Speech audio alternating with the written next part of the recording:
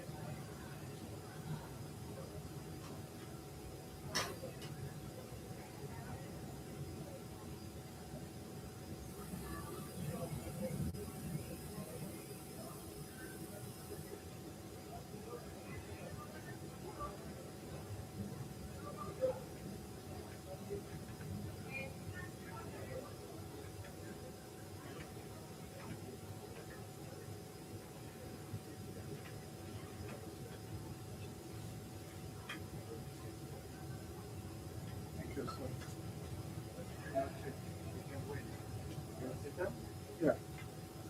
You sure?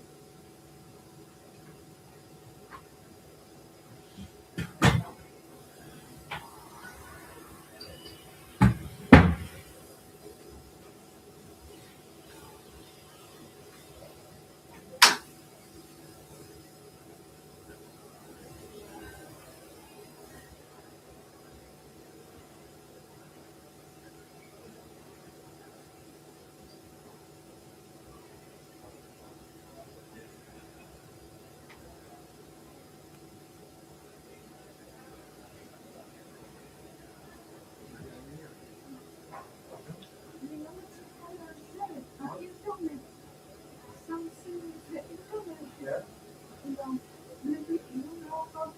Yeah, well, you can sustain, okay?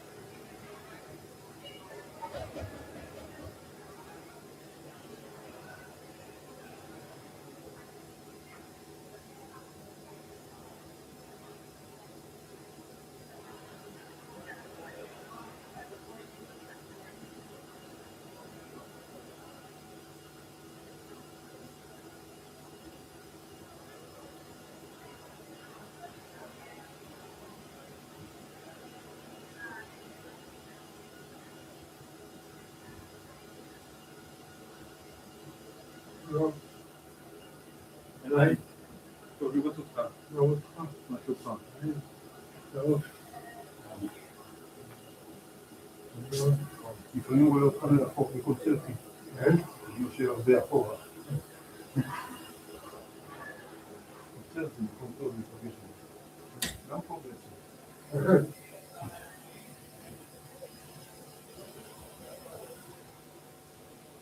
אז מה יהיה פה? מה יהיה פה? ברכות או...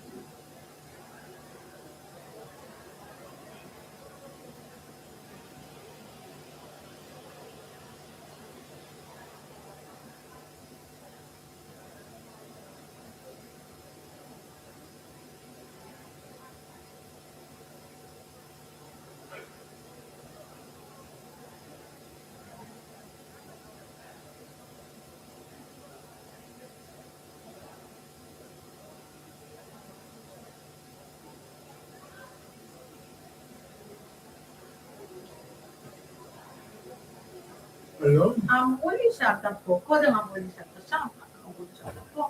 אמרו לו? כן. אז אתה יושב כאן, all by your alone self, בלבלו אותך. all by your alone self. עכשיו, היי. אמרת, אפשר להביא לך משהו לאכול לשתות?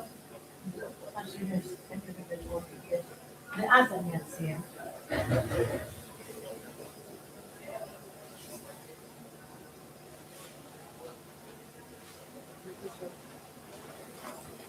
יש. להביא לך משהו קטן? כן, משהו קטן. אני כבר מביאה. Something small to eat or drink?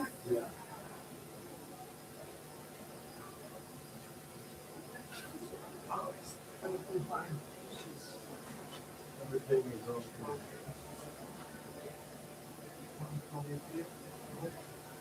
Good.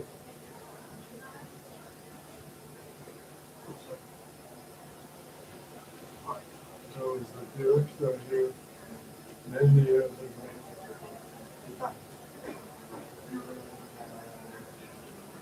היי, מנחם. Right. היי, אני מוסרת לך, יולי רוצה לקפוץ לראות, לבוא להגיד שלום מחר, זה בסדר? יום שישי. אתה עושה שלב שטונדה? אתה ישן בצהריים שלב שטונדה? או לא? כן, מ-2 עד 4? אז שהוא יבוא בבוקר מאוחר, לקראת צהריים. בסדר? Okay, are you speaking English? Are you new to Menachem? Yes. How long have you been working with him? 1 year, less than a year. Oh, a year? Oh, okay. What's your name? Denise. Eh? Dinesh. Dinesh. Dinesh. With an N. Yeah. Ah, okay. You from India? No problem. I'm from Sri Lanka. Very nice. I was working with I don't know who it is. Very good. Ah, Shweta. Okay. Very nice. Great.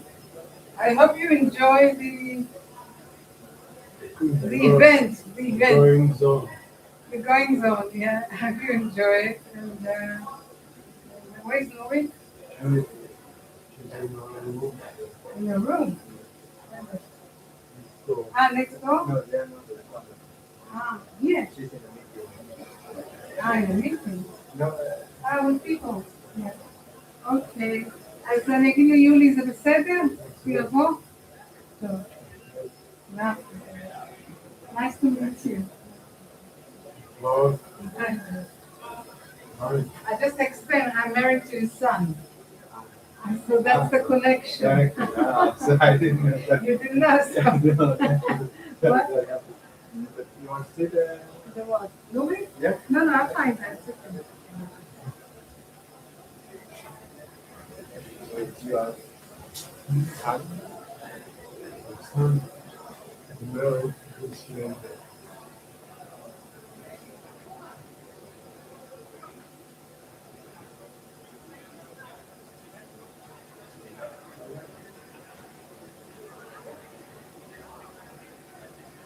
Either way.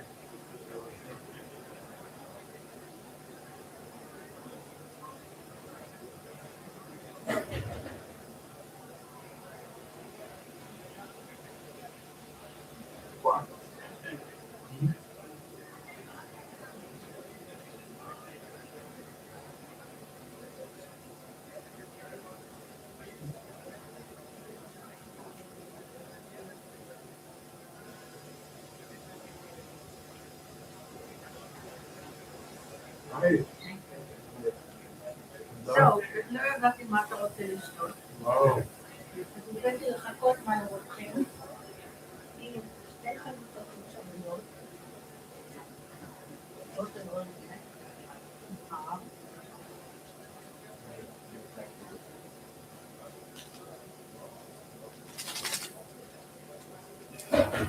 Thank you very much.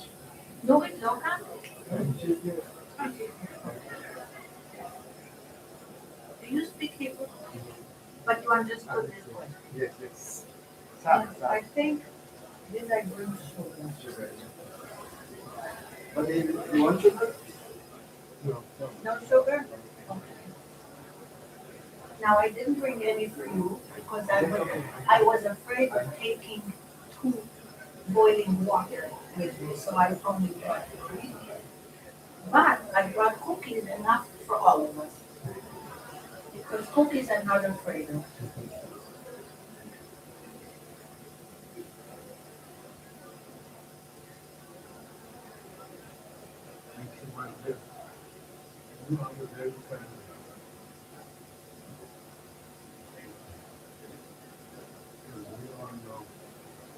בסדר?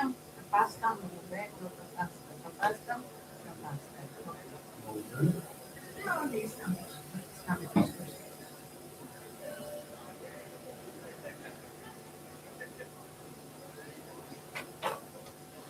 אז אני מסתובבת עם דואר בשבילך באוטו, כדי שבכל רגע אפשרי, שאני רוצה לבוא לבקר אותך, זה יהיה איתי, ואני לא צריכה להגיד, אתה במשרד, ידיים, אז זה באוטו. עכשיו שבאת לכאן, יכולתי להוריד לך מתיבת הדואר לכאן, זה באוטו. אז לפני ניפרד היום, אני נותן לך את הדואר. I'm gonna switch to English. It's fine by you, it's fine by you. So Menachem has a mailbox. Very few people still use paper. But from time to time, he gets some paper. Very rarely. I pick it up when I bring it to him. Unimportant mail. It's not personal mail. Personal mail people use electronic mail. This is forms. You take a look, and then I'm going to ask your permission and tell them to stop sending you. The visions are collecting to stop sending you mail in this manner. But you look at it and you will authorize it. I think you should tell them no more paper mail, especially since it's not personal paper mail. It's something different. So they can send it by electronic mail or not at all. Anyway, I took it from the mailbox, intended to come visit and hand it over. And it hasn't happened yet, so it's not in my car. And then today, he comes to me. I don't have to come to him, but it's not here. My car, and my car is in the front. But we will solve the problem, and if not, it doesn't matter because it's spam mail. It's not important. Now, have a question. Just a minute, just a minute.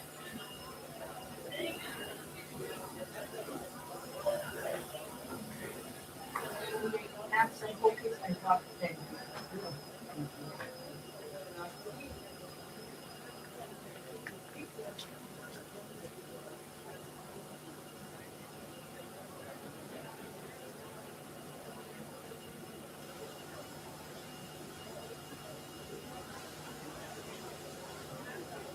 I want to tell you something about Shmuel.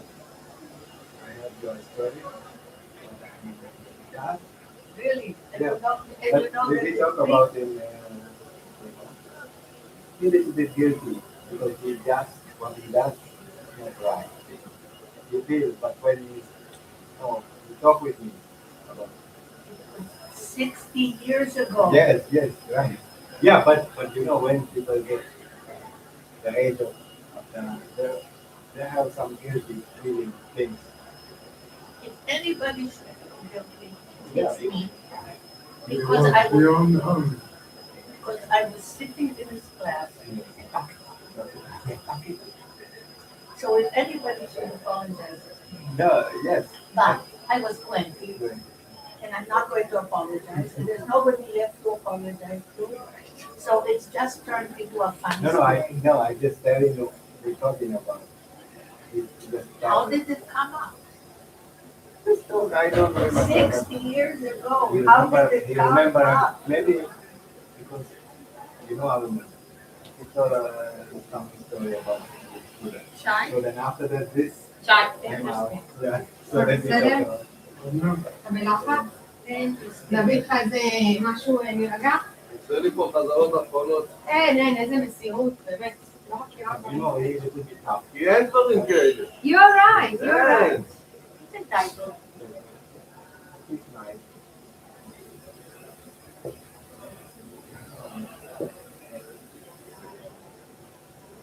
תן לך פה. I'm going to put myself where I want to sit.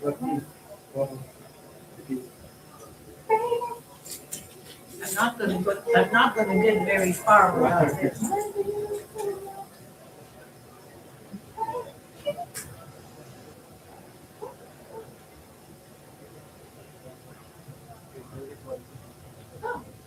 You should say thank you to them. It's their cookies. So I didn't see Louis downstairs. Why? Oh, I see. I'll tell you what I think I'll do. I think I will use the time to go to my car and bring you the mail. So I'll be back in about 10 minutes. And I will definitely need the keys because otherwise I can't get into my car. I'll get my coat and I'll bring you the mail. Okay, so I understand how myself.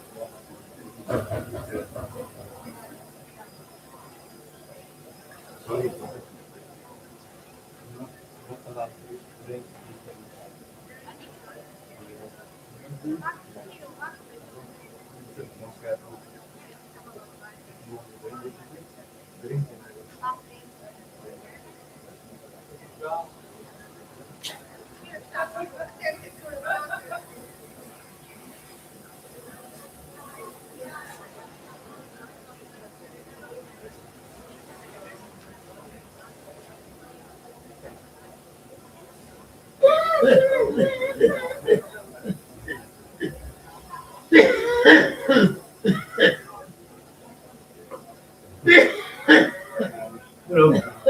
מי זה?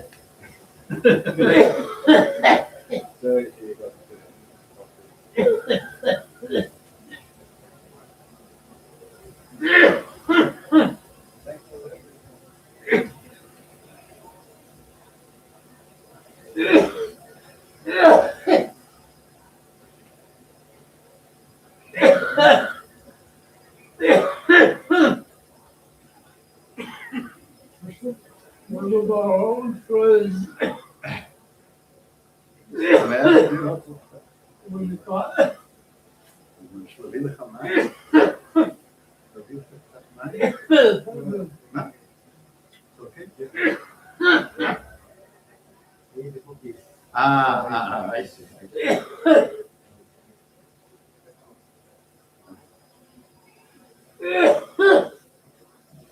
Okay, you're taking care of it. Good. Yeah, I know.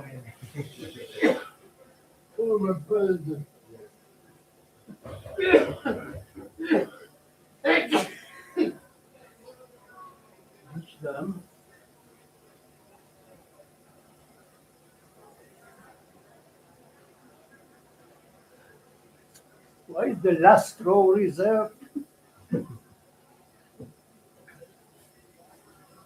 מסיבה מאוד פשוטה.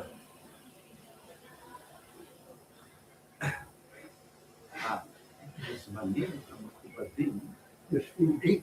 אם הם רוצים לצאת מוקדם, הם לא יכולים לשבת בשורה הראשונה. אם יושבים בשורה האחרונה, יש להם דלת מילוט. יש להם דלת מילוט, מבלי להפריע לאף אחד. זה ההסבר הלוגי.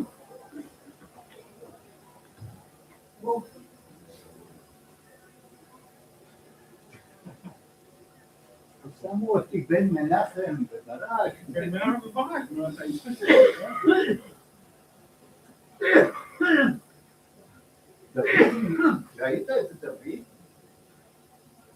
ראית את דוד? כן, כן. הוא היה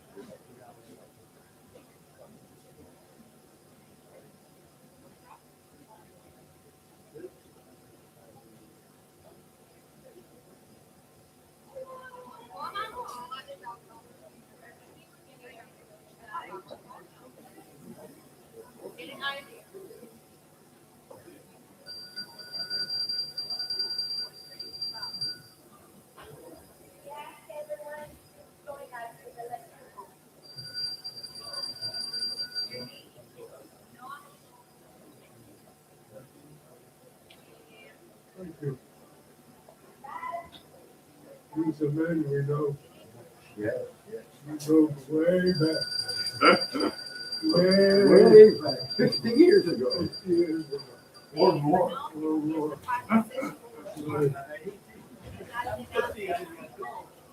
He's a great mathematician.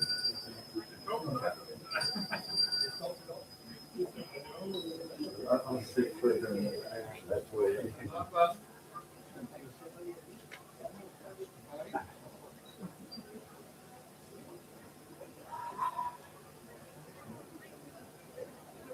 Yes. Please, take a seat. Okay. This is for the three of you. You, Menachem, and Mrs. Okay? So feel free.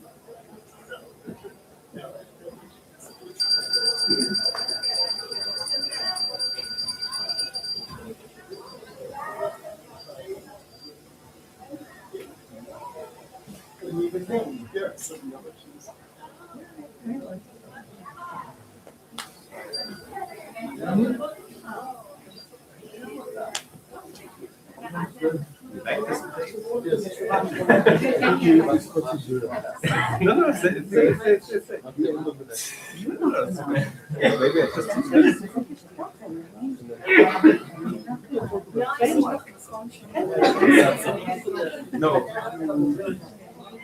I mean, it's, yeah. How are you doing? Good to see you.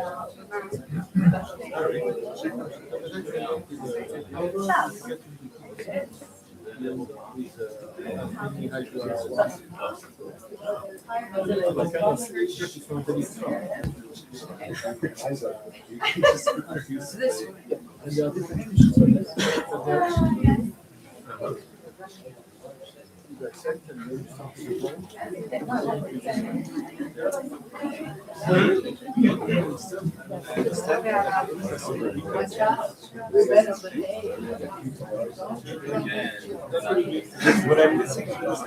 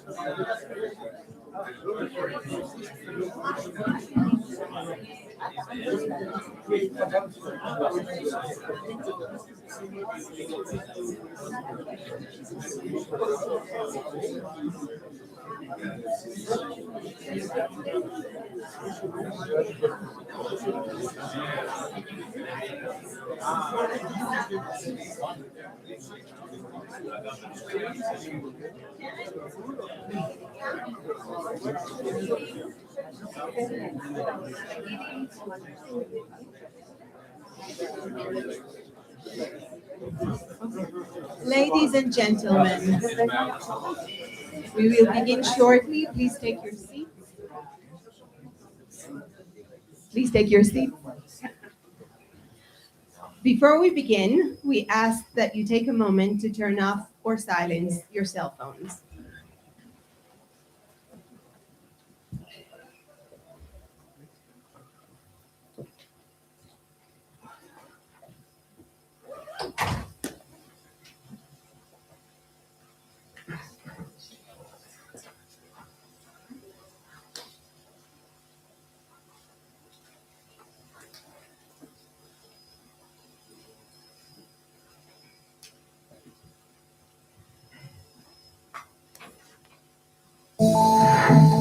Welcome to the Israel Institute for Advanced Studies. Join me for a visit in a scholar's paradise.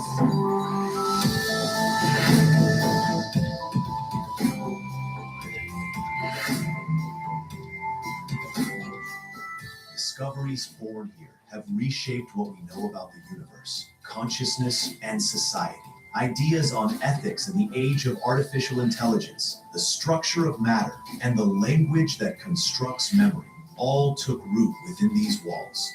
Faculty members and research fellows of the Institute have been honored with prestigious international awards, including the Nobel Prize, the Wolf Prize, the Fields Medal, the MacArthur Fellowship, and more.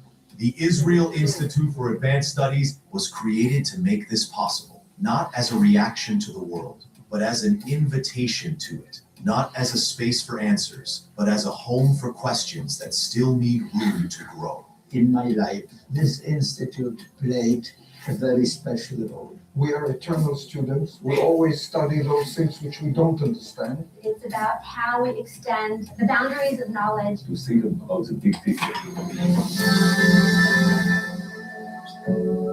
At the heart of Jerusalem, within the scientific legacy of the Hebrew University, the Institute operates as an independent and noble embodiment of a founding vision, that of Weizmann, Einstein, and Bergman. A vision where science and intellectual freedom advance side by side. Givat Ram, between wind and stone, is the soil where thinking takes root. There is an atmosphere of creativity, curiosity, and of passion. Here you can take a step back, reflect, and think. Each year, the Institute hosts temporary research communities, groups of scholars from diverse disciplines who gather here to dive deeper together. We offer time, quiet, partnership, exceptional working conditions, and a cultural framework that fosters not only research, but intellectual flourishing. This institute serves the role of exposing us beyond our own disciplines. in order to understand extremely fundamental questions about humanity. Speaking with someone with a very fresh perspective literally opens the mind. At a time when you can communicate by email, Zoom, there is no substitute for physical presence. Informal conversations about research, about hot topics in the field. No matter if they're archaeologists or physicians. Have lunch with the mathematicians and chemists. People will ask you questions and will bring in their own 2 cents.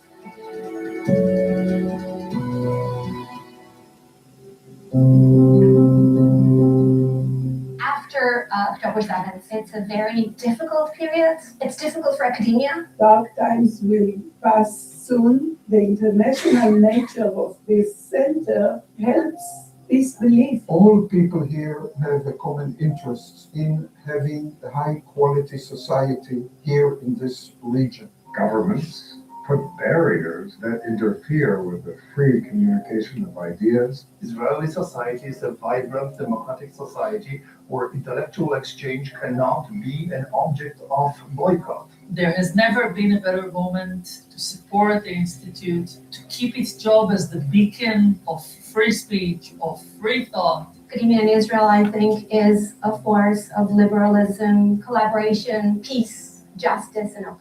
And I think that the Institute is a true hub for these values. The world needs places that honor thought, institutions that allow ideas to grow without rushing, without apology. The IIAS is one of those rare places. We invite you to join us as scholars, as partners, as people who believe in the power of real questions.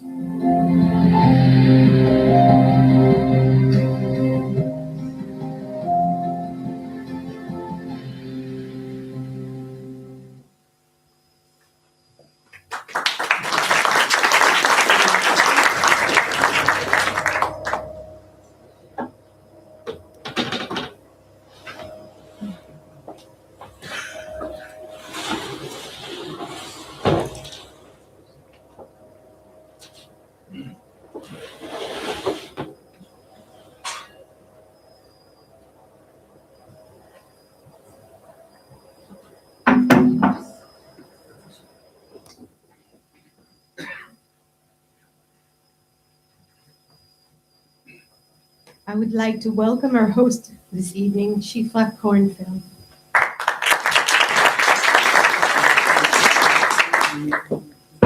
Distinguished guests, ladies and gentlemen, good evening. It is a profound honor to welcome you to the 50th anniversary of the Israel Institute for Advanced Studies. 5 decades ago, a vision was shared to create a sanctuary for free thought, a crucible for groundbreaking research, and a meeting point for the world's most brilliant minds. Tonight, we celebrate not only 50 years of intellectual legacy, but also the promise for our future, beginning today.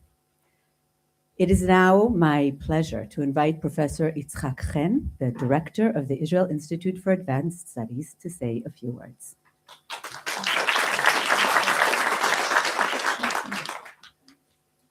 Thank you, Shifra. It is a great privilege to welcome you all here today at the 50th anniversary of the Israel Institute for Advanced Studies.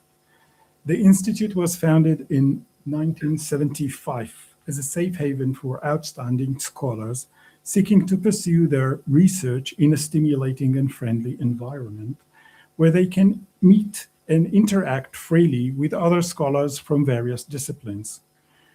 We all tend to think that the inspiration and model for the Institute was the Institute of Advanced Studies founded in Princeton in 1930. But the idea of an Institute for Advanced Studies is much older than that. More than 1,200 years ago, Charlemagne, Europe's most powerful ruler at the time, issued a royal decree launching a revolution in education and enlightenment, ordering the establishment of public school across his empire. Charlemagne was well aware that education is the key for a better society, a better, more ethical, and more effective society. and that the basis for a good and meaningful education is the encouragement of research and creativity. He also understood that higher education, which enjoys freedom of action and protection from external interference, was essential for a well-functioning and robust educational system. Hence, he assembled dozens, if not hundreds, of the most eminent scholars he could recruit from across Europe into his court, made provisions for their livelihood, and granted them the freedom to pursue their respective academic fields of study without imposing an agenda or restricting their activities. More or less at the same time, in the East, similar initiatives were also made at the behest of the Abbasid Caliph Harun al-Rashid, who recruited scholars and translators and founded the so-called Beit al-Hikmah, the House of Wisdom in Baghdad. The Israel Institute for Advanced Studies follow in these magnificent rulers' footsteps. Since its inception, the Israel Institute for Advanced Studies has hosted more than 200 research groups and over 2,000 scholars, authors, artists, and performers, alongside numerous advanced school for graduate students and a wide range of academic conferences. More than 30 Nobel Prize laureates passed through the gates of the Institute, and countless laureates of other prestigious prizes took part in the Institute's events in the past 50 years. Together, these activities have created a vibrant community of current and future scholars, securing the Institute's place at the forefront of academic life in Israel and abroad. The events of the past 4 years, the so-called legal revolution and the unending war, left deep marks on Israel and the entire region, tore Israeli society apart, and left our fragile democracy shaken. Throughout these years, the Israel Institute for Advanced Studies had to cope with numerous challenges, criticism, and sometimes boycotts by some segments of the international academic community. Despite the dire situation, we continued to host scholars from Israel and from abroad, and did everything in our capacity to keep our rich program running. The fact that we still managed to attract some of the best minds of our generation from Israel and from abroad, and the strong support we have received from most of our fellow institutes for advanced studies around the globe, confirmed the high respect with which the Israel Institute for Advanced Studies is being held among scholars throughout the world. Scholars who understand that we are independent of our government and that we are committed to the values of human dignity, the sanctity of life, equality for all individuals, and freedom of expression. It is a great pleasure and a considerable honor to thank all those who made the Israel Institute for Advanced Studies possible throughout its existence. First and foremost, I should like to thank the presidents, in plural, and rectors of the Hebrew University of Jerusalem for their unwavering support and encouragement, as well as Yad HaNadiv and its management. After 50 years, Yad HaNadiv is leaving us for other important projects, and I'm truly grateful to them for 50 years of financial generosity. I should also like to thank the Institute's Board of Governors and members of the academic committees, my predecessors as academic directors of the Institute, some of them are here today, the general directors and organizers of the Advanced School, and the numerous scholars, scientists, and artists who still refer to the Institute as an intellectual heaven on earth. Special thanks should go to the administrative and operational staff of the Institute, without whom none of it would have been possible.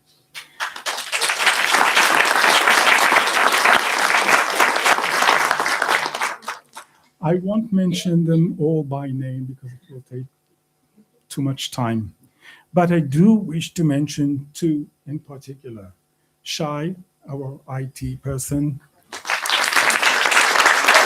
and Shaul, our marketing and digital media coordinator. In the past 2 years, in between them together, they have spent more than 1,000 days in active military service, and still came back to the Institute whenever they could, with a smile and cheerful.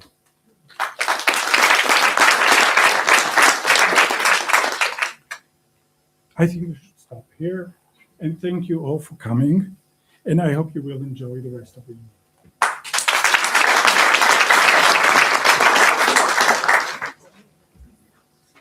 Thank you, Professor Chen. Please join me in welcoming Professor Barak Medina, former rector of the Hebrew University, to speak with us.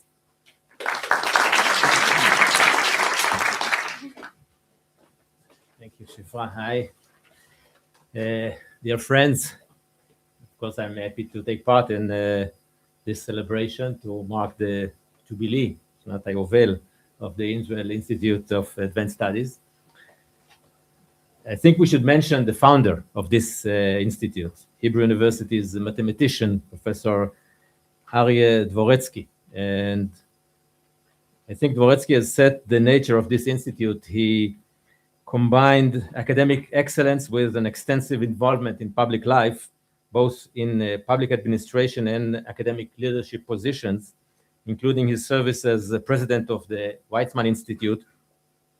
And Professor Dvoretsky was among the founders of not only this institute, but also the Israel Academy of Sciences and Humanities in the early 1960s. And later he served as the president of the academy, as did his successor in leading the Institute of Advanced Studies, Professor Menachem Yaari, who is here with us today, and then Benny Kedar, who served as the leader of this institute and then as vice president of the academy. And I think that this link between the two institutions, the institute and the academy, is not a coincidence by the way they both benefited from the generosity of excellent persons, the Van Leer family in the case of the academy, and the Rothschild family through Yad HaNadiv in the case of the institute. And the institute, I think, is unique in its success in bringing together scholars from different universities in Israel. Don't take it lightly. It's not always easy to bring us all together. And in attracting international scholars, working in groups to explore advanced scientific questions in the various fields from interdisciplinary perspectives. And I think the advanced schools led by distinguished Nobel laureates are additional attestments of the Institute's esteemed academic status. The Institute is also unique in its commitment to public outreach, to conducting a dialogue with the community. And I think that each of the wonderful 9 heads of the Institute over this period of 50 years has contributed to shaping it in his or her own way, developing its excellent international reputation. All heads benefited much from the collaboration with Yad HaNadiv in good advice and in the financial support. As we all know, these are times of hardship here in Israel and in the entire region. And the challenges that Israeli society faces do not skip Israeli academia. We are under existential threat, not less than that, both internally and externally. I think that democratic backsliding is manifested in hostility towards science and critical thinking, as well as in denial of the commitment to equality and the strive for peace. The challenges posed by the increasing academic boycott do not make it any easier for us to deal with the crisis. I think that our academic freedom is not merely a right, but mostly an obligation to speak up against hatred and intolerance, to act towards the advancement of equal opportunities and the pursuit of peace. I think that we should be active in our attempts to promote dialogue both within Israel and with colleagues around the world, and the Institute plays a major role in this respect.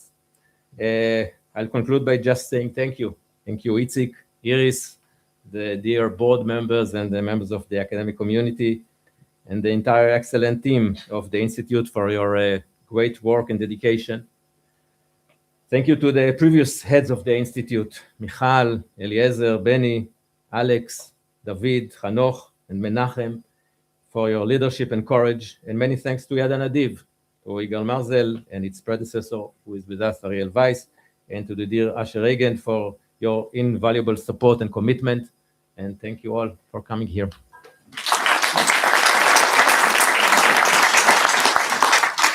Thank you, Professor Medina, for your words. The work we do here would not be possible without the support of valued partners who share our commitment to advancing knowledge and scholarship. I'm pleased to welcome Dr. Asher Reagan, Director of Academic Excellence at Yad HaNadiv Foundation, to share a few words.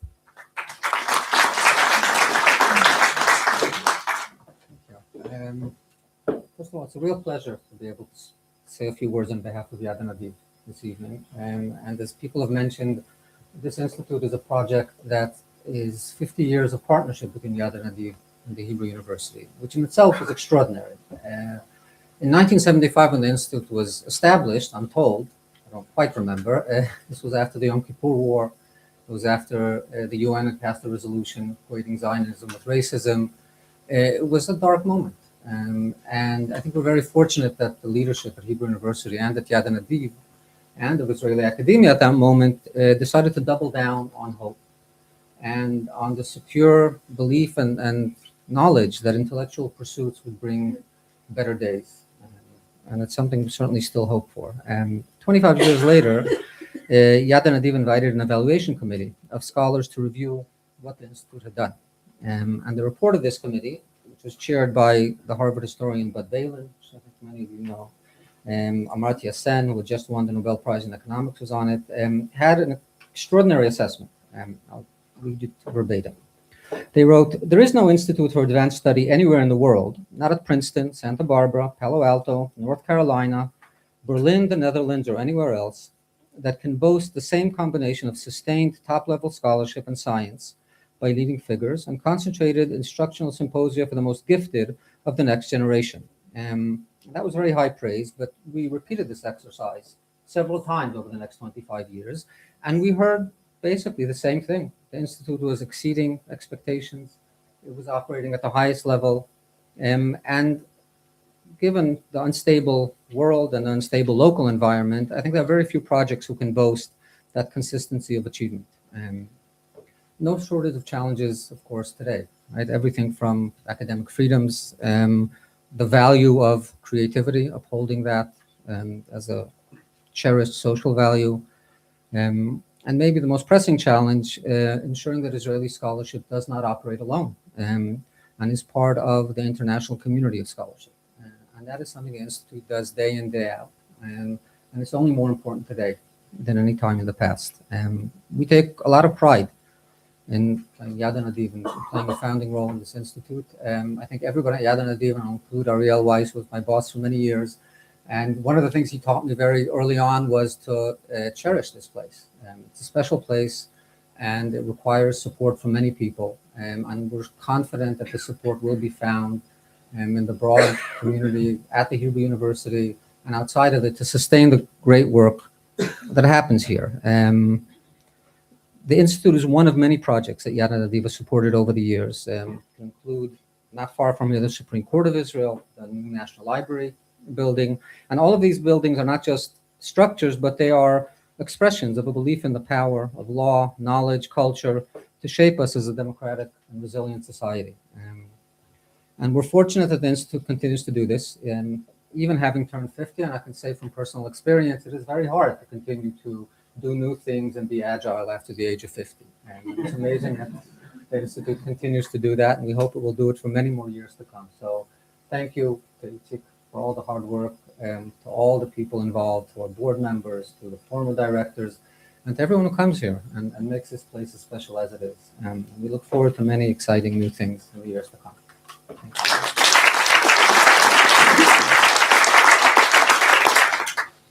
Thank you, Dr. Reagan, for your words and your support.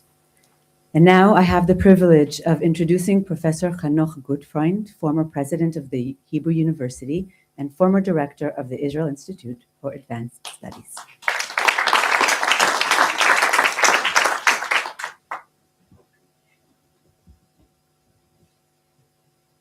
Thanks to seniority, I have an advantage over most participants at this event because I vividly remember how it all started. Now, celebrating 50 years to this institute is a tribute, first of all, a tribute to Professor Aryeh Dvoretsky. He was already mentioned by Barak Medina. I would like to add just a few words. I knew him personally very well. In addition to having served on the same institution, there was a personal tragedy in our lives, his and mine, that brought us very close together.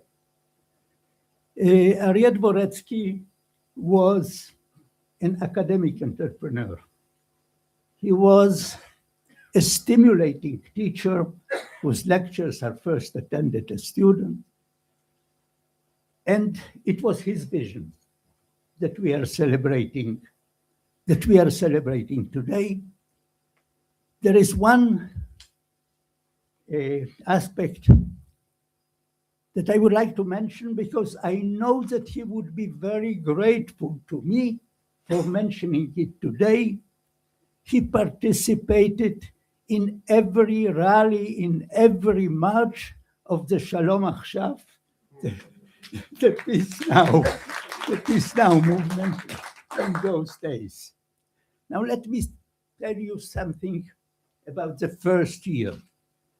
When the Institute was still, it started on Mount Scopus, and there were two groups.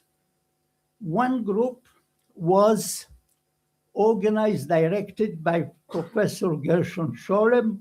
It was on Talmudic studies, Jewish philosophy, and Jewish mysticism.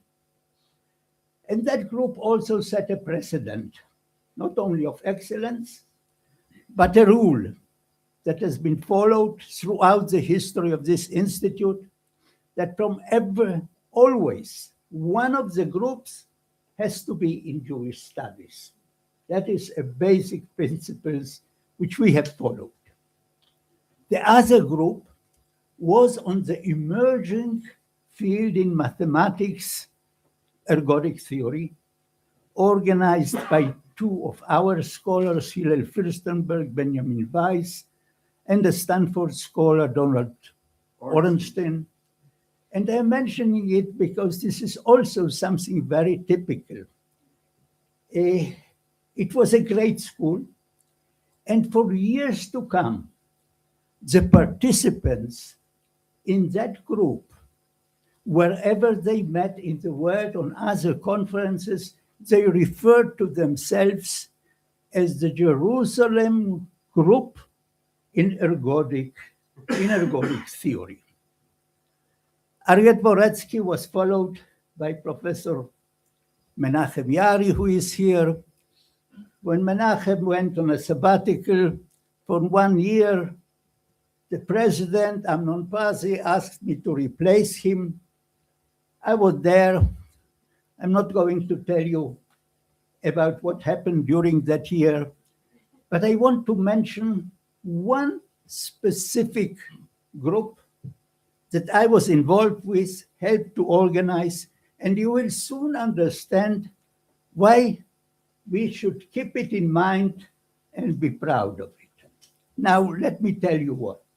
In 1987, together with Professor Chaim Sompolinsky, I organized a group. Now listen to the title, Spin Glasses, Theories and Applications in Mathematics, Biology and Physics. Only the connoisseurs know that anybody who will write the history or prehistory of artificial intelligence will have to mention that as one of the initial chapters. That group came in time when there was a major breakthrough in machine learning and all those. That group actually was one of the elements that initiated a new field, which is called computational neuroscience. It had to do with machine learning, and from here and there, it is artificial intelligence. One of the visitors that year was John Hopfield, who last year was granted the Nobel Prize for being one of the pioneers of the AI. So you see, this is one example. But there are many things that happened in the world that you can trace back to here. This is one of them. Chaim Sompolinsky continued this research. Last year, he received the prestigious Nobel Prize granted by the King of Denmark. His two partners in that prize were also from abroad, were also participants in that particular group which I mentioned. So we can be proud of that. Let me just mention, I forgot, but I have to share one more thing about Ariel Boretsky. The Yad Nadiv several times brought a review committee. The first review committee reviewed the budget, and they had a recommendation. They said there should be in the budget an item, a director's discretionary fund, that he would use according to his conviction, to his ideas, and that he would not have to give account to anybody for that. Aryeh objected to that categorically. And that's why you don't have such a fund. That's why, thanks to him. So this is it. I was asked to be brief. I think my 5 minutes expired.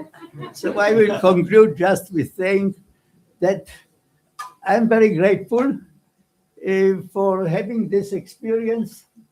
I had watched the development of this institute as a scholar, as an academic administrator, recently as an interested observer. And I am confident that under the present leadership, with the new projects, programs, modes of operation that were not in my time, that the Institute can expect 50 more great years of academic achievement. Thank you very much.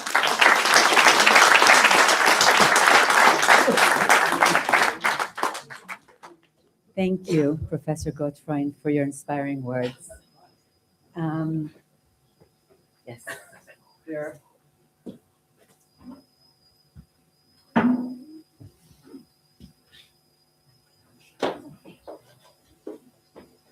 Changing modes.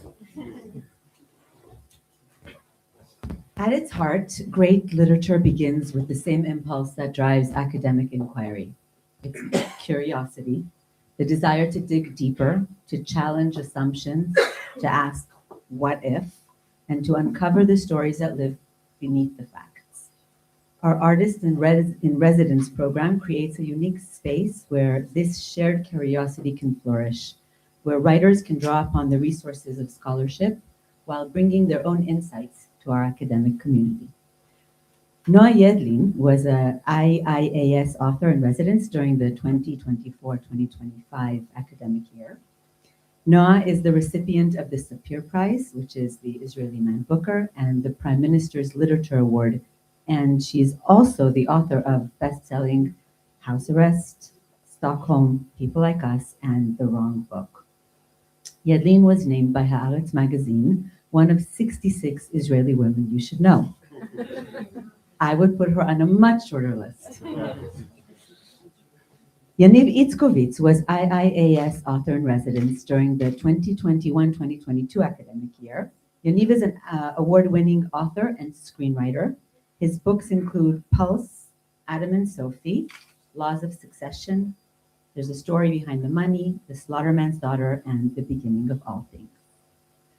Good evening, Noah and Yaniv.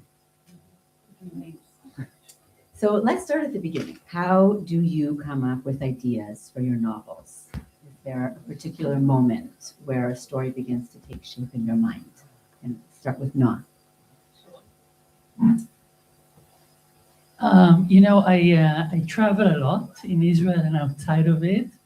And I think that the response that I get the most when people hear what I do for a living, well, not for a living, but is people telling me, oh, you're a writer? I have so many ideas for books. And whenever I hear that, I am filled with jealousy because I don't have many ideas for books. I have very few ideas and most of them are terrible. But then I have to remind myself time and time again that having ideas for novels that you don't actually have to sit down and write is much easier than having ideas for novels that you actually have to do the work for. I look at the audience. I don't know if this metaphor is going to be very relevant for most of you, but I'm going to use it anyway. I think ideas for novels are much like dating. I'm not in the dating scene anymore for many years, thank God. But I'm sure all of you know what dating is all about, and you know the drill. And the reason I think it's the same is because there are many, many nice ideas out there. There are many ideas that I would have a cup of coffee with. But when it comes to writing a novel, you have to ask yourself, okay, this idea is nice, but do I really want to go to sleep every night with this idea for the next few years? Do I really want to wake up to this idea's face every morning? Most ideas... Do you want to do its laundry? Yeah, exactly. Most ideas, as most men, don't make that cut. So I actually want to run with that metaphor and ask Yaniv, who chooses who? Do you choose the idea or does an idea choose you? First, good evening, everyone. I just remembered when Noah spoke about, I have a neighbor, she's 85 years old, and every day she does the same thing. She goes to the supermarket for 5 or 6 hours, and she claims that she has like a superpower to choose the best tomatoes and cucumbers. And every time I meet her, she tells me that I have to write a story about her because she thinks that my readers will be fascinated by how to choose the best tomatoes. And so yeah, I completely relate to what Noah said. I think that for me, if I'm gonna take your dating scene, and for me, it has to be a love at first sight. It has to be something overwhelming, like an idea that sticks to me and becomes an obsession or something like that. And they usually come when I'm in a huge crisis in my writing. they don't just come. It's like I have to be like in a state of mind of, okay, I'm a failure, nothing works. Why did I choose to be a writer? And then something comes to mind. So do you have a practice of getting yourself to a miserable state so Yeah. you can? Well, I can give you an example. My third novel, I wrote it and then I decided that it's really bad. Like I don't want to publish it, even though I had a contract and I had a publication date, and I thought, wow, it's so bad. I mean, nobody will read it, and because you read your own novels for like 200 times, right? And so basically, the right time to publish a book is not when you like the book, is when you least hate it. Like, so I decided I'm not going to publish it, and then in order to get inspiration, I started to read a lot about Shalom Aleichem. And why Shalom Aleichem? Because first of all, he's one of my favorite writers. And the other thing is that I realized that what I didn't like about my book is that it's very heavy. And a lot of the Israeli literature is very heavy. And it's so serious. It's ridiculously serious. And Shalom Aleichem is not like that. He's very funny. It's fun to read. He could be very deep writer, but he's also very funny and enjoyable. And basically, I became obsessed with his character. And I realized that he used to read a specific newspaper that is called the Magid in the 19th century. And I started to read the newspaper that he used to read. And then I found, like in the ad section, because it's a newspaper, so you have an ad section, I found next to an ad about a hotel or about, I don't know, shoes, an ad that was written by a woman that the title was A Cry of a Miserable Woman. It was the title of the ad. And she wrote for the entire Jewish community in Eastern Europe to help her find the husband who left her miserable and poor and went somewhere, and she's like, please help me. And this is like an aha moment. This is love at first sight. I became fascinated by this woman, and this is where the idea came for writing a book about her. So you naturally led me to my next question, which was about how you approach doing research. You have the idea. Now, does the research come first, or does it? So you sort of started answering that before I had a chance to ask. But how about you? It depends on the research. It depends on the book. Generally speaking, I do the research last. First, I want to know that there is a book. I have to have some motivation to go and start looking for all these experts, and it's not easy to find the right expert or the right address for your research. And so I want to make sure that there's a book first. So whenever I have whenever I get to a part that later needs to be researched, I write it as a layman. I write it in the most simple way possible. I have a book about a woman that embezzles over 3 million shekels she's the vice president of a very prestigious peace institution. And although I read the Markel sometimes, I don't really know how to steal. Unfortunately, I don't really know how to get my hands on 3 million shekels. And so I wrote, she forged receipts.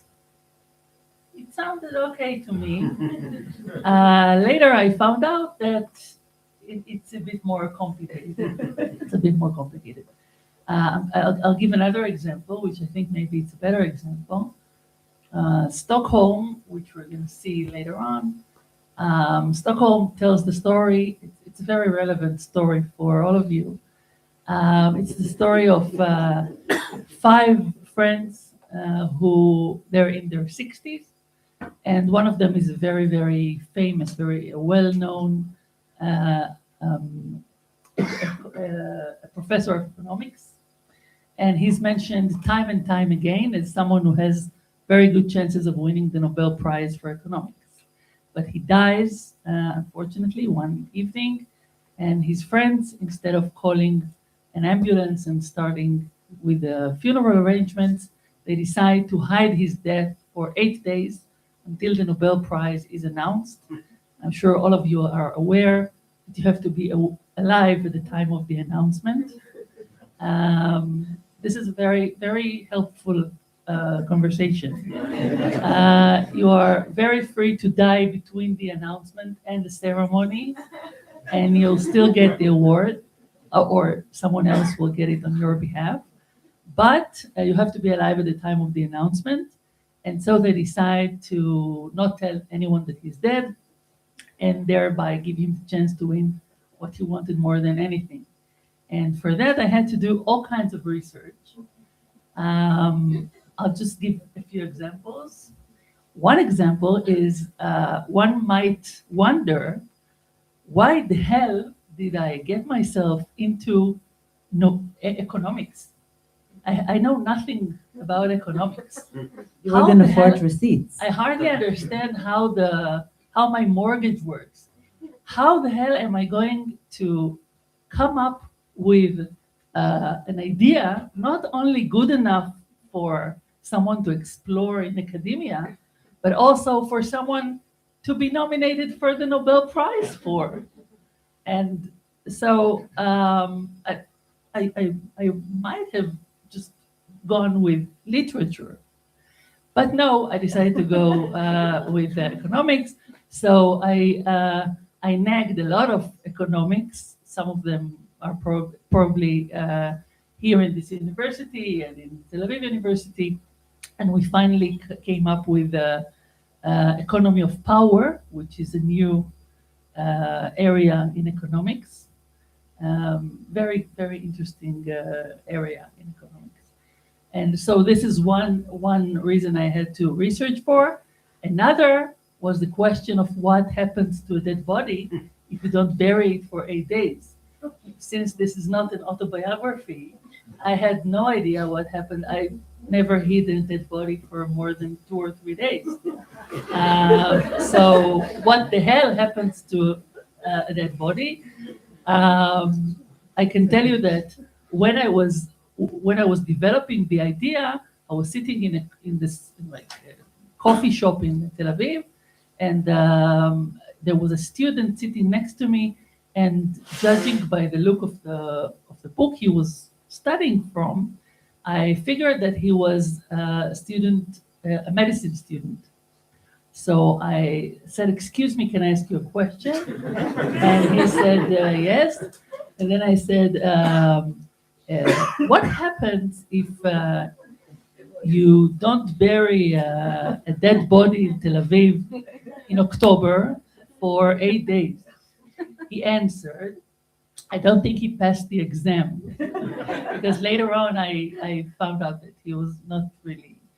And just third and last thing I will tell is that I have many questions about the procedure of the Nobel Prize and the laws of the competition, and then I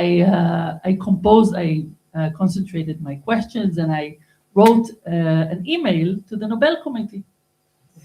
As one does. As one does. And this was an extremely bizarre set of questions.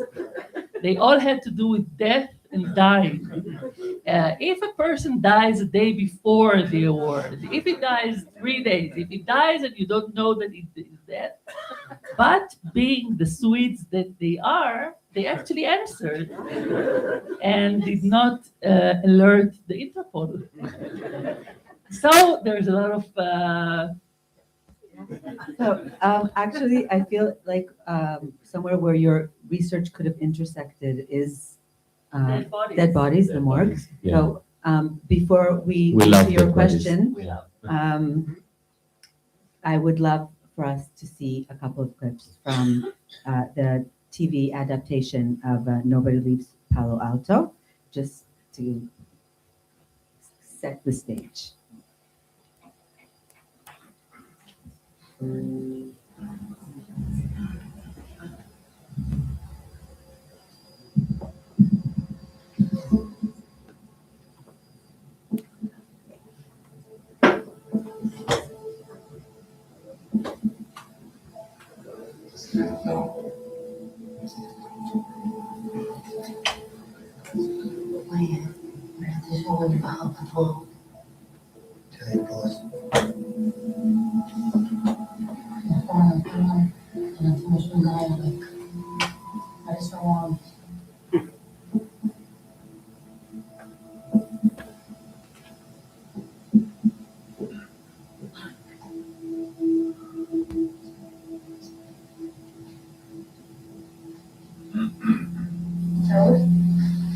בבקשה תעשה רגע אותה.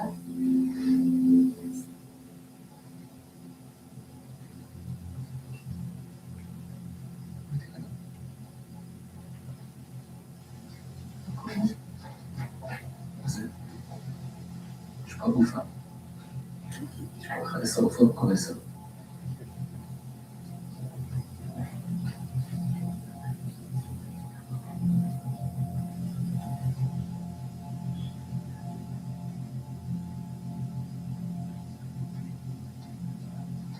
איזה שעות בית שחר גופה. שלא מתקנים רק על המוח כאן כל החזרת. חייבים לדבר על נקודים.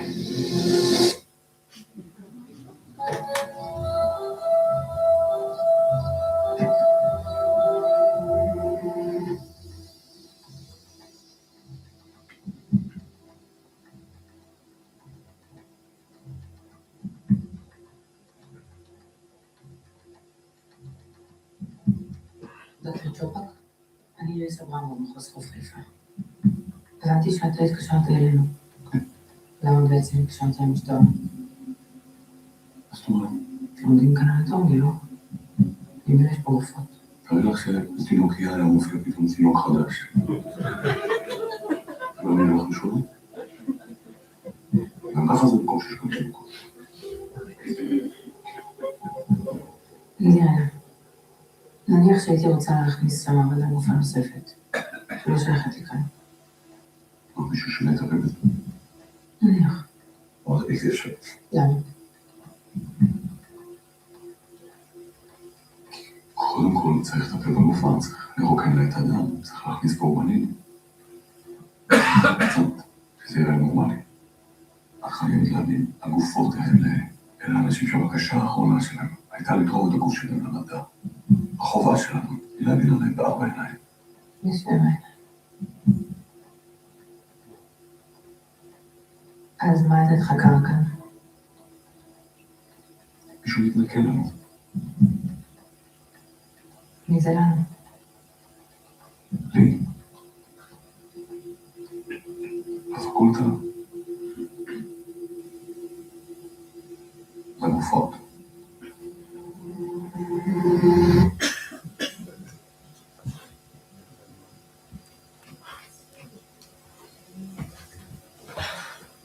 So I imagine the student sitting next to Noah in the coffee shop with a book of anatomy would have to have been someone you were talking to, or maybe even because Nobody Leaves Palo Alto, the book reads like an anatomy book with sketches, and the reader gets a full course in human anatomy. How far did you have to go in order to write this? So first, for me, research is the best part of writing.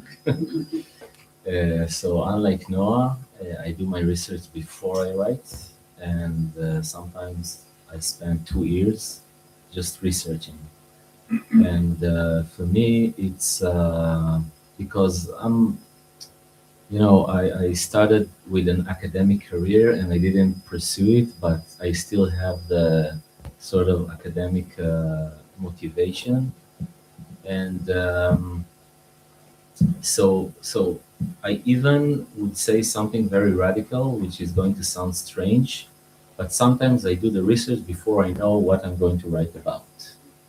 So, for example, No One Leaves Palo Alto is a book that I knew that it's going to be about the human body, but I didn't have any story.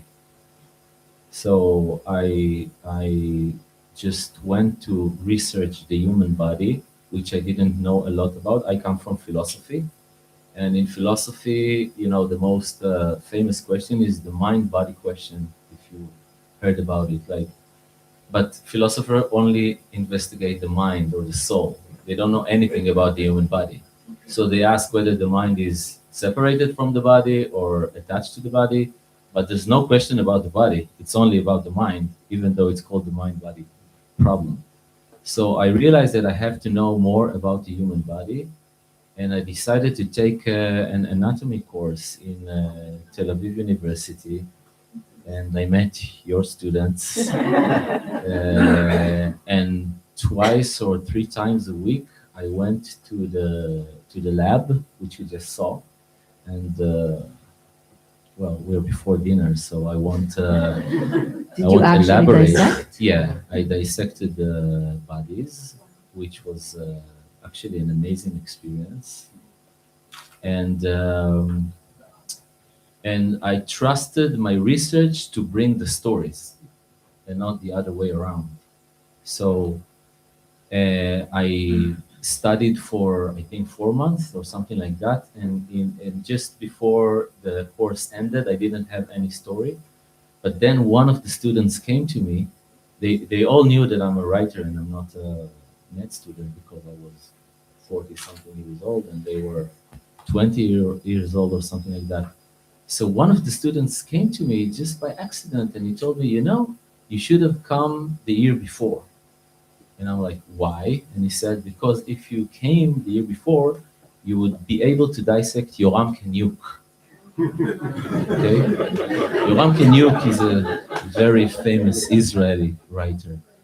I didn't know he dedicated his body to and I'm like, science. what? And he said, yeah, last year, they removed the head is all the time covered, and they removed the cover from the head only in the last few weeks. So he told me, last year we dissected the bodies and then we removed the cover and it was Yoram Kaniuk. And when he told me that, I had this aha moment of, okay, this is going to be my book. I'm going to write about a med student who is dissecting bodies, and then he realizes that he knows the body that he's right now dissecting. Noah, have you encountered in your writing where the research actually had to take you on another course, like finding out something that changes your approach, the plot? No, because I usually, the research is, I think, I don't know, it's very interesting to listen to. It's always interesting to listen to the way other writers work, and it's so very different, and in some ways it's almost a different occupation.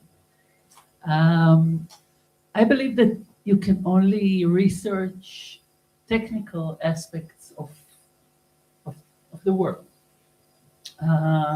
Everything that is a fact or has to do with knowledge, someone knows it.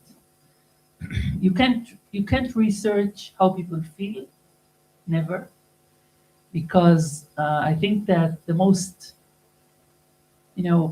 what a writer does, or the superpower that a writer has, is the superpower to penetrate a character's soul, to sit down on the ground of the soul, to build a little camp, to look around and to see everything all the ugly thoughts and the petty ideas and the secrets and the desires and everything. And then we go and tell the entire world. But everyone, the human soul is not a very attractive or aesthetic place, and it shouldn't be. And all of us, on our way from the inside to the actual world, we edit. We offer the world an edited version of ourselves, because we want people. We live in a society. We want people to like us. We want people to think that we're normal, and etc., etc. And I think that the things that define a character more than anything else are the things that a character would never say out loud, not the things that it would say out loud. These are not interesting. And so many people ask me, for writing Stockholm, did I go to 70-year-old people and ask them, how is it to be 70? And the answer is no, because even though people are very helpful and very willing to help authors, I can't go to someone and ask, can you please tell me and say out loud the things you would never say out loud? It's not a possible question, and it's not a fair question. Yeah. I should introduce you to my mother-in-law, because she will tell you. Whatever she tells me, it's not the thing I want to know. It's impossible to go, to win this. And so I treat the research as something technical. Again, usually it comes at the end. It's something that I need to, like proofwriting. You just want to make sure you don't have mistakes. Exactly.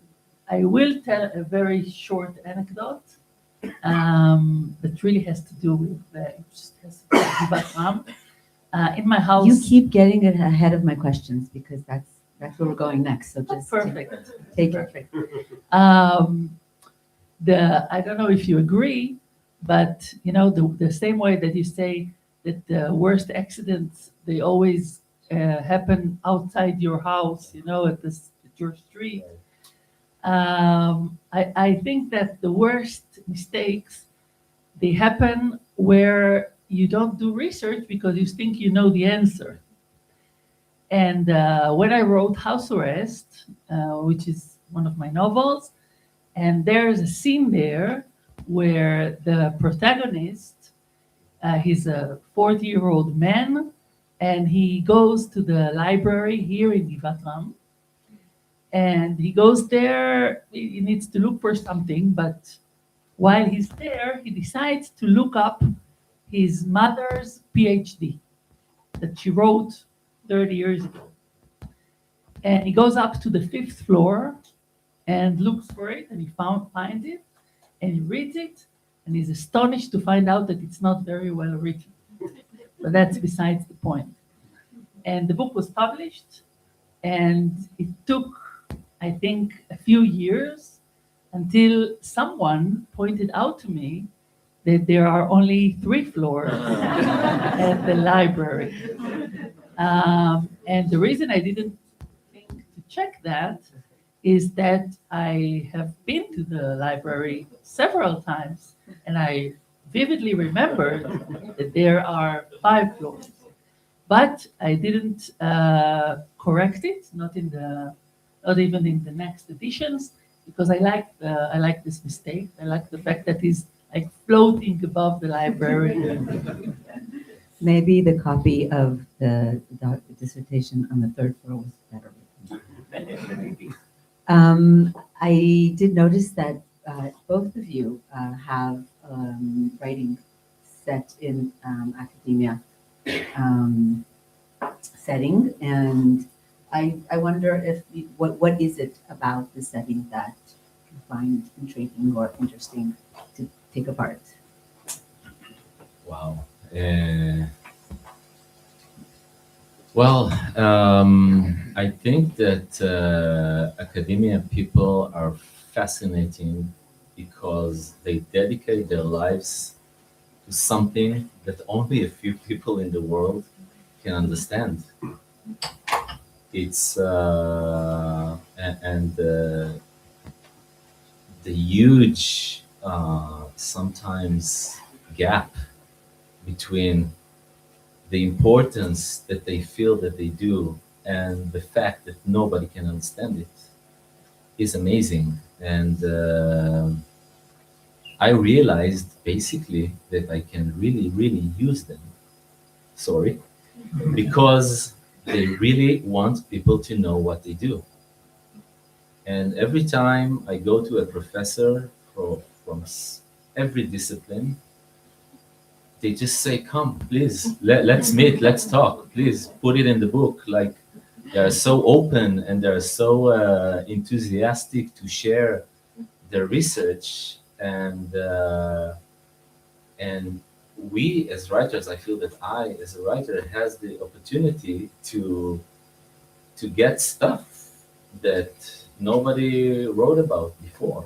You know, like for example, The Slaughterman's Daughter is set in the 19th century in the Russian Empire, and it's a place that nobody in Israel almost know about. Like, how was it for Jews?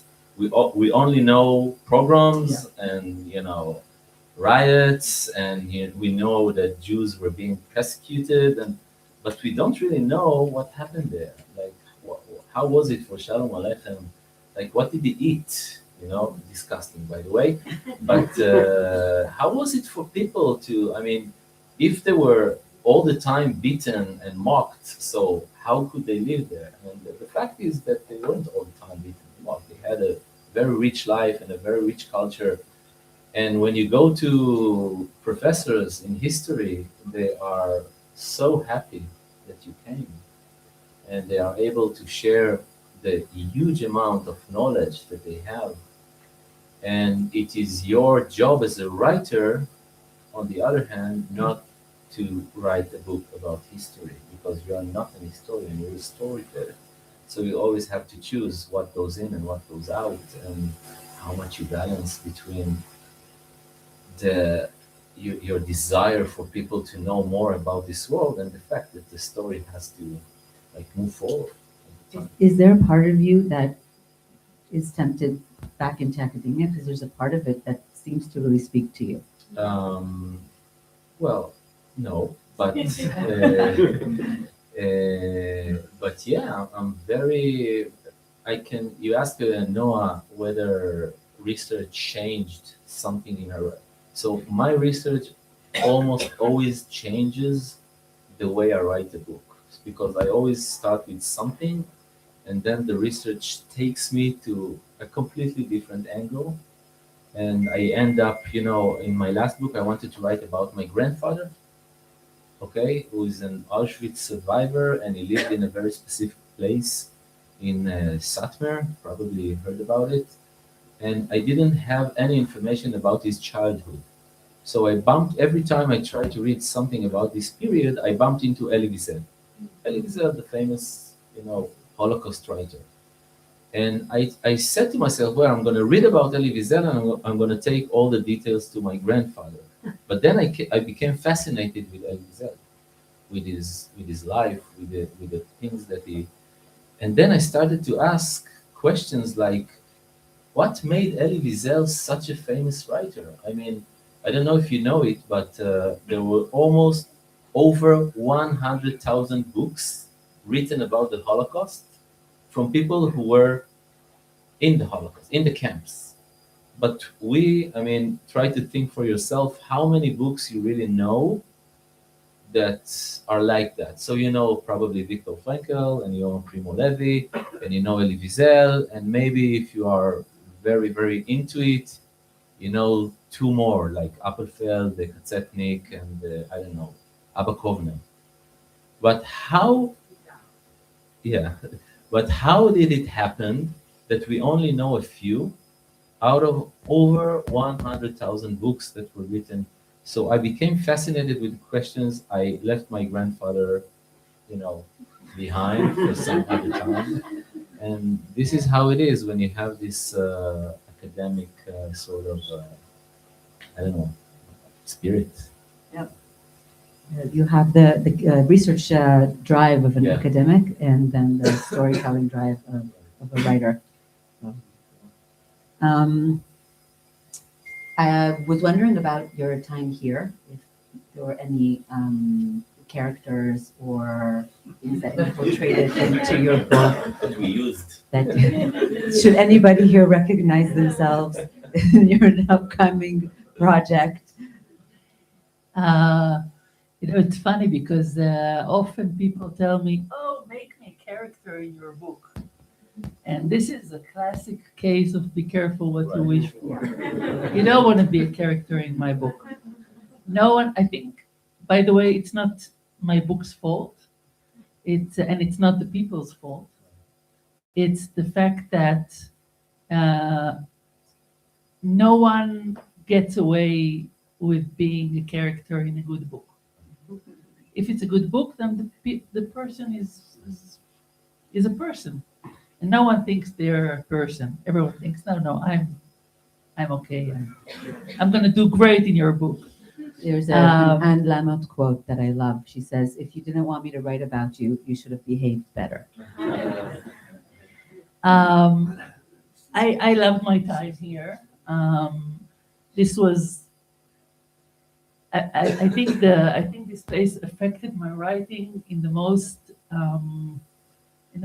simple and obvious and important way possible, which is it just allowed me to write. It allowed me to write. I was fed. I was drank. You get the point. I was taken care of. I was being nice to.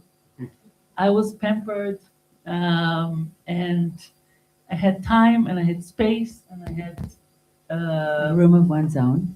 A room of one's own, and I could just write in a very, very quiet set of mind.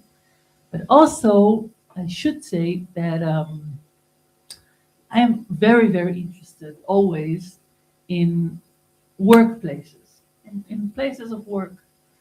I am very, very fascinated of the question of how does the day look for people in all kinds of different jobs. And I also think that work is a very, very fascinating topic to write about. And when I was here, I have in my personal life, I know a lot of people in academia.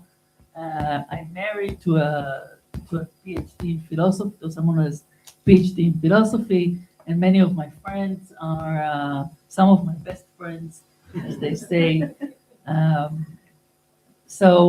But I have never been a part of the day and day of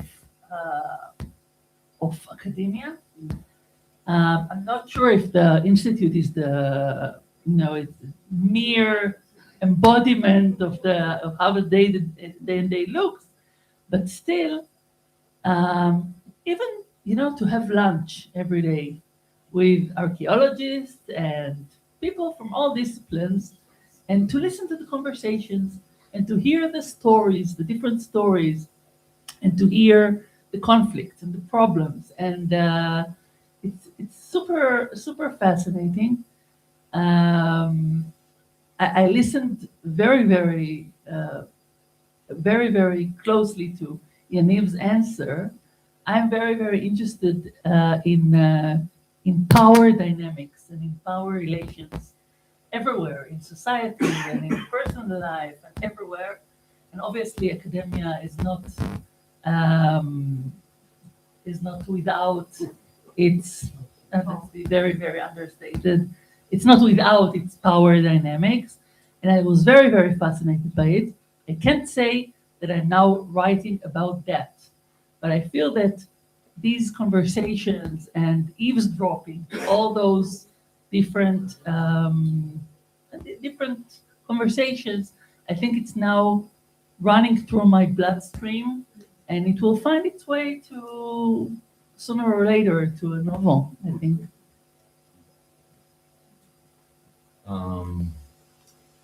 For me, it was when Itzik called me the first time I thought someone is pulling a gag on me, and I was like, what's this residency? What do I have to do? Where's the catch? And Itzik was like, no, there's no catch. Like, you come here, you write, and that's all. And I'm, no, that's.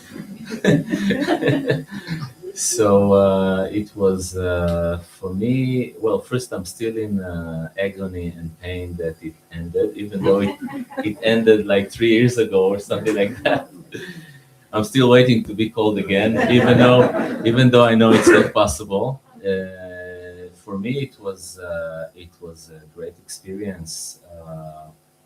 I wrote. I came here as much as I could, and I wrote what you saw. No One Leaves Palo Alto, and the TV series, and as I said, since I bring many of my stories from the research. So I used to sit with people at lunch and like, what are you researching? Flies? Okay, that's fascinating. Let's give it to me. Give me all you can say about flies. And wow, flies really behave like human beings. That's interesting. Okay, what are you doing? You are researching taste. Okay, taste is interesting. So I think that I kind of harassed them from time to time, but it was really a great experience. Really.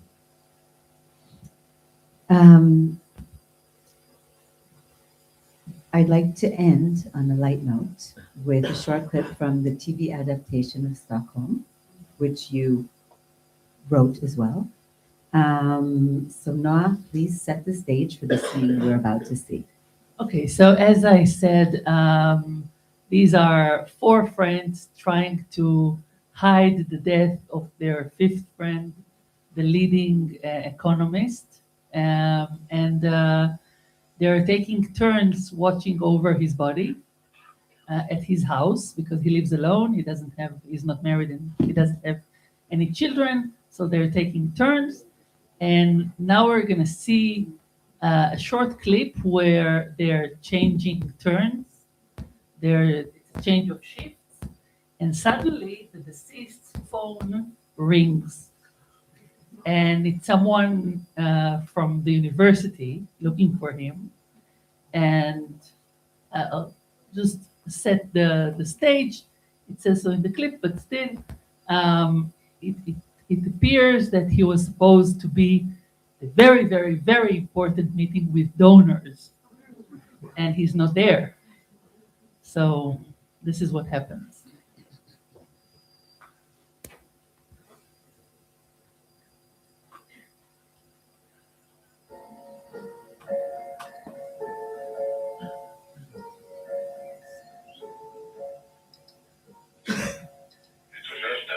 מה, מזה שאבישי מת או מזה שאבישי נשרף? תעדכן את נילי, בסדר? תגיד לה גם שלא תצא מהבית, שלא תקרה שם כזאת תקנה. מה זה? מישהי מהאוניברסיטה מחפשת אותי. מה תענה? לא עונה, לא עונה. תפתור שישלחו אס.אם.אס. הנה, נילי הגיע, אין לי כוח. היא באה להחליף אותך. מה שהיא הגרושה עוללת, אני אף פעם לא יודע מה להגיד לו. מה יש להגיד? תגיד יופי יופי. כל הזמן מדבר את הסקס, אני מביך בצורה בלתי רגילה. ביי עידו. היי עמוס, מה קורה? בסדר. איזה לילה. תגיד, אותך על כל המוות הזה מחרמן? טלפון. אני מישהו מהאוניברסיטה שמחפשת אותי. ובטח יודעת משהו על הנובל, תענה לה. אני מכיר אותה, אני לא יכול לענות. נראה לך שהיא תזהה את הקול שלך. תזהה שאני לא אבישי, אני אכתוב לה אס.אם.אס. תענה, תגיד, תעשה כאילו אתה אבישי ואתה נורא חולה. קדימה, ותעשה עלי רמקול. נו, לפני שזה ייגמר, תנתן. שי, אתה יכול לעצור שנייה? I forgot to say the most important thing, that this guy, Amos, is also a professor at Tel Aviv University, also for economics, but he's much, much, much less successful than his dead friend.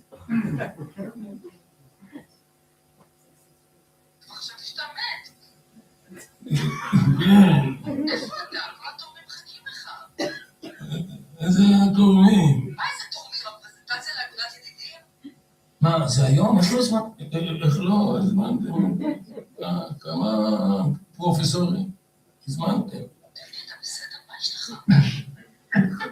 ממש חולה, אני שואל אותי... נשבעת לך, אני ארצח אותך במו ידיי כבר 3 פעמים אמרתי להם שהתקשרת מהדרך שאתה עוד שנייה פה. אני גמור, אני קודח מחום, אני אומר לך. טוב, אני בדרך אליך. מה? 10 דקות אני אצלך.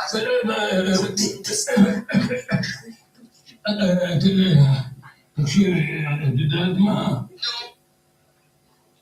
אני שולח לך את המומחה מספר 1 בתחום כלכלת הרשות, באמת, אחד גדולים. מי זה? פרופסור עמוס ברזני, גם אחו, גם... לא, תעשה לי טובה, רק לא טוב. מה? למה לא? את יודעת, הוא פשוט מרצה, חוקר, פורץ דרך, הוא כתב כמה מאמרים. תעזוב, תעשה לי טובה, הוא נורא מוריד, אין לו טיפת אישיות, תביא לה בחייך. עמוס, מה? את לא פשוט לא מכירה אותו, אני אומר לך, הוא אחד המוחות האינטלקטואליים הכי מרשימים שיצאתי בחיים. כמה שנים עוד תסחר אותו על הגב שלך, אבישי, אף אחד לא יכול להשאיר אותך שלא ניסית. אז תגידי לתורמים שהפגישה מותרת. זה לא הוגן, אבישי. על אחריותי, לא. תשלח אותו, מה אני אעשה? מה זה חייב לי? ביי. מה? מתעקשת שאני אבוא. אבל אתה לא יכול ללכת ככה, תראה איך אתה נראה. בוא, ננסה למצוא לך משהו ללבוש. בוא.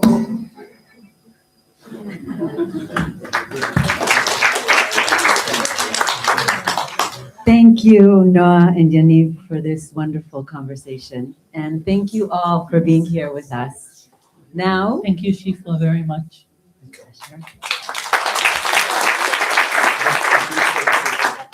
Now, please join us for a celebratory dinner downstairs in the lobby where we can continue our conversations and toast to the next 50 years of the Israel Institute for Advanced Studies. Thank you.